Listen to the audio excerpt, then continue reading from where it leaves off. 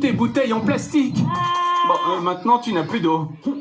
Mais je vois bien que tu as soif. Ne bois surtout pas l'eau de la rivière. Tu n'as pas vu le panneau? Oh, Arnie, tu vas regretter ça. Une seule goutte du Gange contient 3,5 millions de bactéries E. coli, soit 110 fois la norme. Et malgré cela, 40% de la population de l'Inde, soit 1,5 milliard de personnes, boivent l'eau du Gange. Et bien sûr, il y a d'autres éléments nocifs. Arnie, tu es où? Ah, ok, j'ai compris. Légère diarrhée, hein? Ce n'est que le début.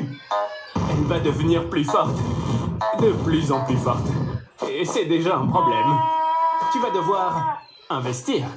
Pourtant, tu aurais pu simplement purifier l'eau de la rivière. On peut purifier l'eau d'une rivière grâce à du tissu. Il filtrera le sable et la saleté. L'ébullition permettra de se débarrasser de 99% des micro-organismes nocifs. Et la méthode la plus efficace est la purification chimique, en utilisant par exemple des comprimés de chlore. À ton avis, quel est le goût d'une telle eau? Tu as beaucoup regardé Discovery Channel, n'est-ce pas?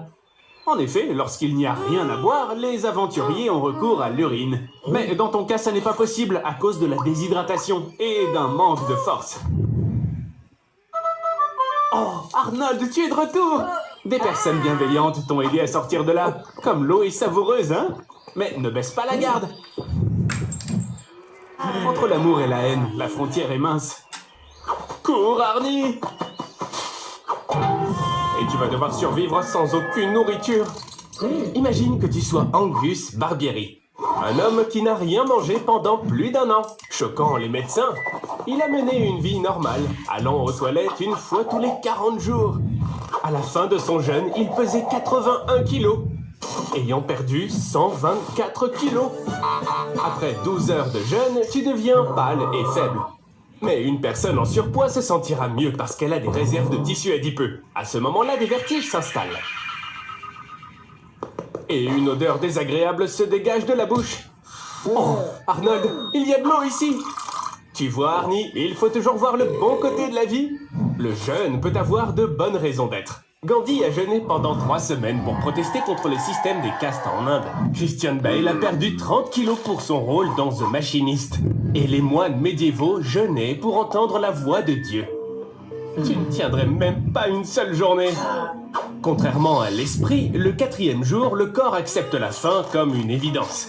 Pendant cette période, on observe une forte perte de poids, ainsi qu'une faiblesse. Le corps a toujours besoin de nourriture. Alors quand il n'y en a pas, il doit utiliser la graisse et les tissus musculaires. Cela libère des cétones qui sont extrêmement nocives pour le corps. Des maux de tête, des faiblesses apparaissent. Et dans le pire des cas, il y a des vomissements de suc gastrique, des ressentis de confusion et même la mort. Après 2 semaines, tu auras la sensation permanente d'avoir froid. Ta conscience deviendra souvent trouble. Et tu ne comprendras même pas ce que tu feras. Maintenant, tu ne pourras manger que des chips pendant toute une année. Il ne te faut qu'environ 500 grammes de chips pour couvrir ton apport calorique quotidien. Sur une année, tu devrais donc manger un peu plus de 1500 paquets de chips. Allons-y, commençons. Ah, ce merveilleux petit craquement des chips lorsqu'on croque dedans. Tu savais que sans ce petit son, les chips sembleraient 15% moins savoureuses? Notre cerveau identifie inconsciemment ce croustillement comme un indicateur de fraîcheur. Alors, ça voudrait donc dire que si tu manges quelque chose de périmé, il te suffirait d'écouter un gros son de craquement. Il s'avère que manger des chips, c'est en fait pas très cool. Elles contiennent beaucoup de graisse trans, qui double le risque de développer une dépression. Et elles réduisent l'activité cérébrale de 25%. Allez, mon pote, et c'est plutôt ces chips un peu plus inhabituels. Avec des saveurs de fraises et de concombre, Pepsi et même viande d'écureuil. Ah, en fait, en réalité, il n'y a pas d'air à l'intérieur d'un sac de chips. C'est de l'azote concentré. C'est injecté dans le paquet pour que les chips ne se brisent pas et pour que l'oxygène ne réagisse pas avec l'huile des chips. De cette manière, elles resteront fraîches et croustillantes jusqu'à 3 mois. Tu te sens faible déjà, n'est-ce pas ? Laisse-moi te dire ce qui suit. À cause d'une carence en vitamine B12, tu risques la calvitie, la perte de vue, mais aussi une très probable mort par cirrhose du foie. Et ce n'est pas tout. On a 75 autres diapositives comme celle-là. Tu penses que tu es en train de manger des chips, n'est-ce pas? Cette marque célèbre ne produit pas vraiment de chips.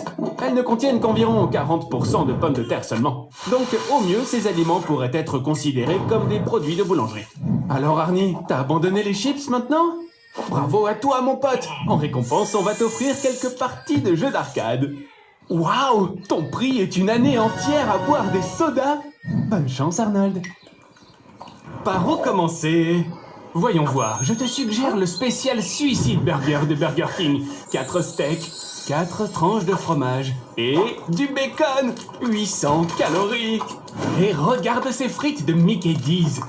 Elles contiennent 19 ingrédients cachés! Arnold, mange! Un seul steak de hamburger peut être composé de parties provenant d'une centaine de vaches différentes en même temps. Au total, pour l'industrie du fast-food, ce sont 50 millions de vaches qui sont dépecées chaque année. Tu as déjà terminé? Alors bois un peu de soda.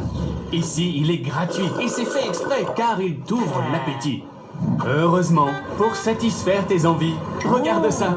Il existe déjà 39 000 McDonald's ouverts dans 120 pays du monde entier.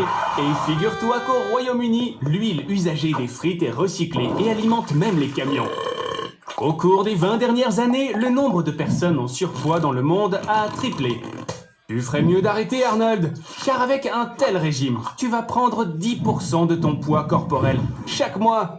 Et cela va te conduire à... Arnold, arrête ça tout de suite! Maintenant, tu as un diabète de type 2. Tu es déprimé. Et tes vaisseaux sanguins sont pleins de graisse. Et tout ça pourrait facilement provoquer une crise cardiaque. La nourriture des fast-food est extrêmement calorique et pratiquement dépourvue de vitamines et de minéraux. Mon conseil, tu dois passer de toute urgence à une alimentation saine, cuisinée à la maison. Sinon, tu vas avoir de gros problèmes. Et ben voilà, ça c'est bien Arnold. Et si je te rendais une petite visite pour dîner ce soir? Alors comme ça, tu as décidé de ne manger que de la nourriture épicée pour devenir comme ton super-héros préféré, le Blazing Surfer. Tu vas avoir du pain sur la planche, tu sais. Des piments super épicés, des chips au wasabi méga épicés, des ailes de poulet. Non, Arnold, j'aimerais que tu fasses attention quand même. C'est la capsaïcine qui est responsable du piquant dans tous ces produits. Elle affecte les récepteurs gustatifs, créant ainsi une sensation de brûlure. Ça déclenche une poussée d'adrénaline, ça augmente le rythme cardiaque et la température de ton corps. Les aliments épicés rassasient plus rapidement et augmentent la dépense énergétique, ce qui contribue à une perte de poids. En revanche, un excès de nourriture épicée peut provoquer une gastrite. C'est une indigestion.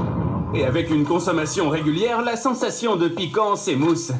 Arnie, c'est l'occasion ou jamais. Un concours de mangeurs de piment. Et le Blazing Surfer sera là. Alors Arnie, tes concurrents sont un Mexicain et le diable en personne.